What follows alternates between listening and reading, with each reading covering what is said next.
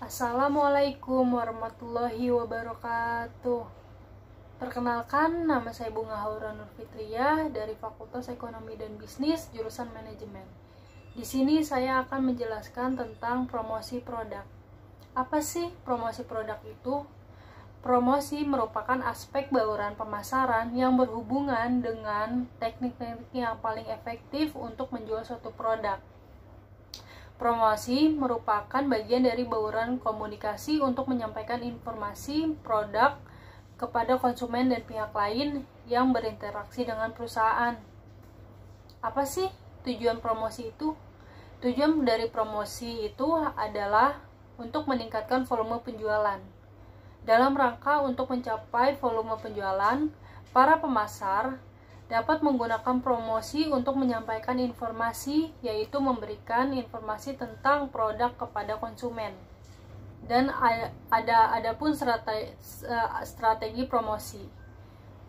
Strategi promosi itu terbagi menjadi dua, yaitu ada push strategi dan pull strategi. Apa sih push strategi itu? Push strategi adalah perusahaan memasarkan produknya secara agresif kepada grosir dan pengecer yang kemudian akan membujuk konsumen untuk membelinya. Dan untuk pull strategi adalah promosi perusahaan yang langsung menarik pelanggan untuk meminta produknya kepada pengecer. Bauran promosi. Apa sih bauran promosi? Bauran promosi merupakan kombinasi 4 tipe alat promosi yang terdiri dari pemasangan iklan, penjualan pribadi, promosi penjualan, dan publisitas, dan hubungan masyarakat dalam menyampaikan informasi kepada pihak luar. Yang pertama, iklan. Iklan itu merupakan salah satu kegiatan promosi yang banyak dilakukan oleh perusahaan maupun perorangan. Tujuan periklanan yang utama adalah menjual atau meningkatkan penjualan barang dan jasa. Dan yang kedua, untuk iklan sendiri itu ada surat kabar, majalah, radio, maupun televisi. Dan untuk penjualan pribadi, yaitu personal selling, adalah komunikasi langsung atau tatap muka antar penjual dan calon pelanggan untuk memperkenalkan suatu produk kepada calon pelanggan dan membentuk pemahaman pelanggan terhadap suatu produk sehingga mereka kemudian akan mencoba dan membelinya. Untuk penjualan pribadi itu ada personal confrontation, yaitu adanya hubungan yang hidup, langsung, dan interaksi antara dua orang atau lebih. Yang kedua itu ada cultivation, yaitu sifat yang memungkinkan berkembangnya segala macam hubungan, mulai dari sekedar hubungan jual beli sampai dengan suatu hubungan yang lebih akrab. Dan yang ketiga ada response, yaitu situasi yang seolah-olah mengharuskan pelanggan untuk mendengar, memperhatikan, dan menanggapi. Ini menurut Jiptono 1997. Dan yang ketiga ada promosi penjualan. Promosi penjualan adalah bentuk persuasi langsung melalui penggunaan berbagai insentif yang dapat diatur untuk merangsang pembelian produk dengan segera dan meningkatkan jumlah barang yang dibeli pelanggan.